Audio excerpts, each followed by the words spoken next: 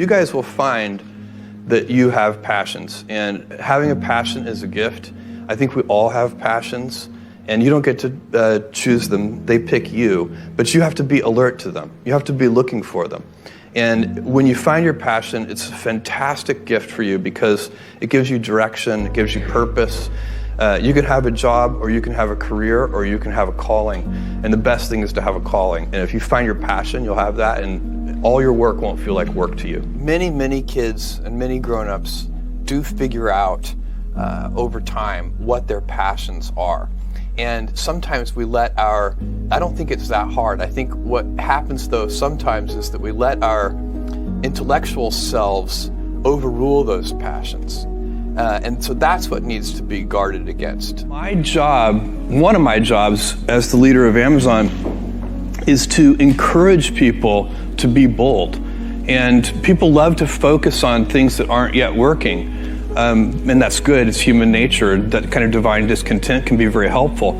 But it's incredibly hard to get people to take bold bets. And you need to encourage that. And if you're gonna take bold bets, they're going to be experiments, and if they're experiments, you don't know ahead of time whether they're going to work. Experiments are by their very nature prone to failure, but a few big successes compensate for dozens and dozens of things that didn't work. So, bold bets, AWS, Kindle, Amazon Prime, our third-party seller business, all of those things are examples of bold bets that did work, and they pay for a lot of experiments. I've made billions of dollars of failures at Amazon.com. Literally, billions of dollars of failures. And you might remember Pets.com or Cosmo, or give myself a root canal with no anesthesia very easily. None of those things are fun, but they don't matter. What really matters is companies that don't continue to experiment, companies that don't embrace failure, they eventually get in a desperate position where the only thing they can do is make a kind of Hail Mary bet at the very end of their corporate existence. Whereas companies that are,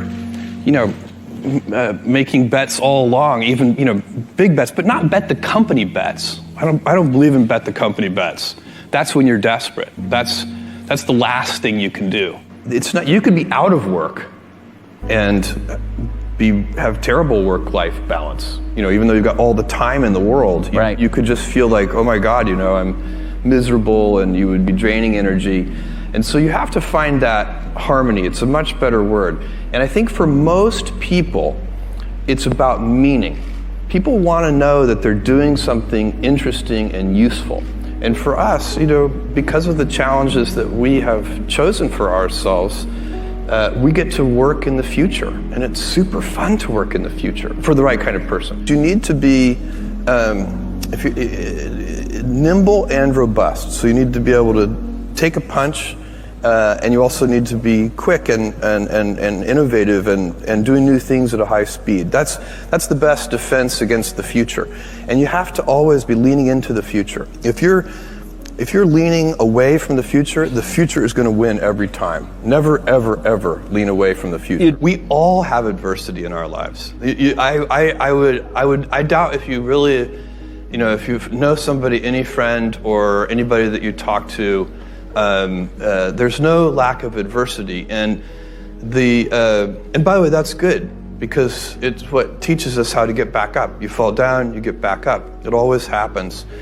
And you get certain gifts in life, and you want to take advantage of those. But I guess my advice on adversity and success would be to be proud not of your gifts, but of your hard work and your choices.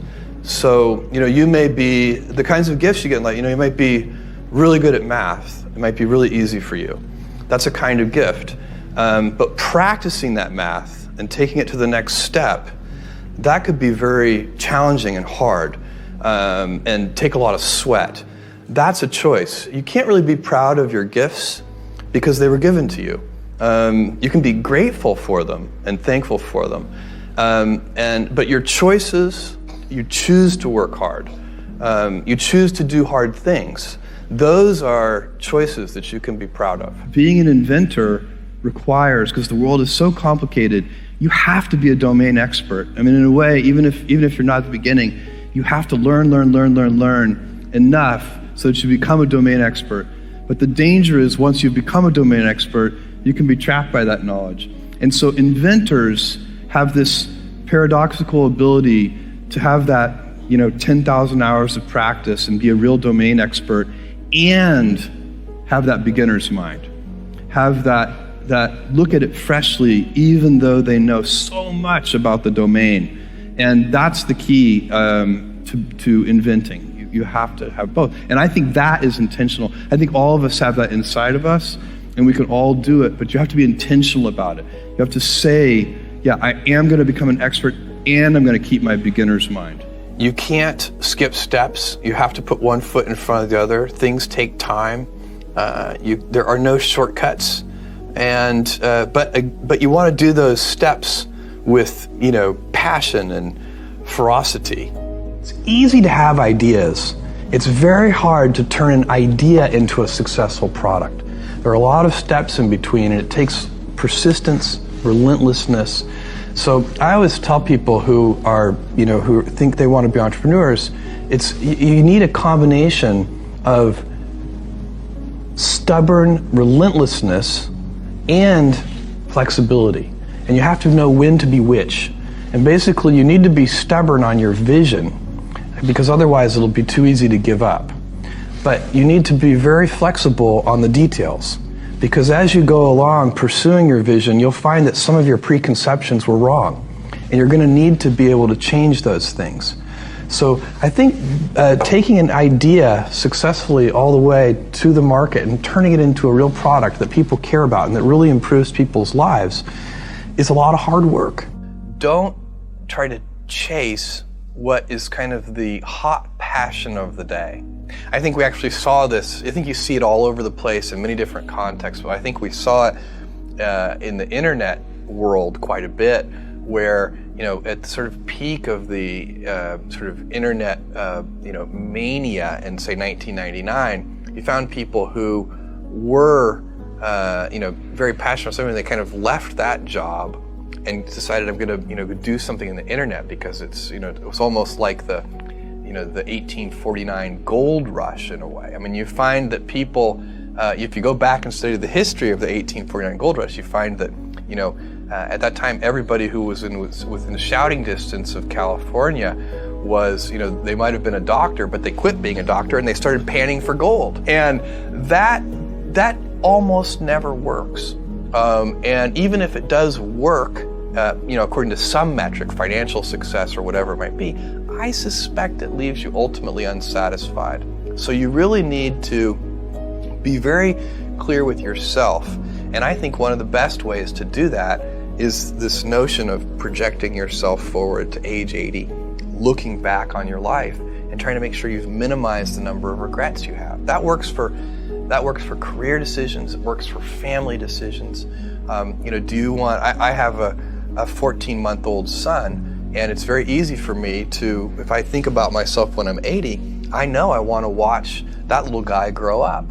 And so I don't want to be 80 and think, shoot, I missed that whole thing, and I don't have the kind of relationship with my son that I wished I had, and so on and so on. So if you think about that, so I guess another thing that I would recommend to people is that they always take a long-term point of view. And I think this is something about which there's a lot of controversy. There's a lot of people, and I'm just not one of them, believe that you should live for the now. I think what you do is you think about the great expanse of time ahead of you and try to make sure that you're planning for that in a way that's going to leave you ultimately satisfied.